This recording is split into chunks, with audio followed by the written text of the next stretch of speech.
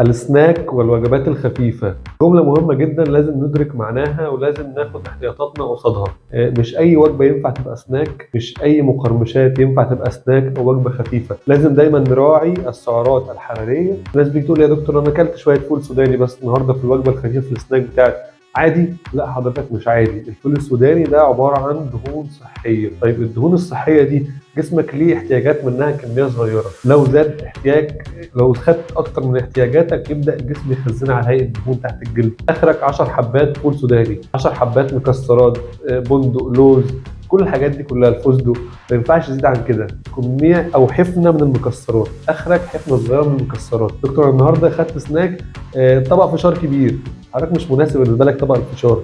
الذره مش مناسب ككميات كبيره من السناك.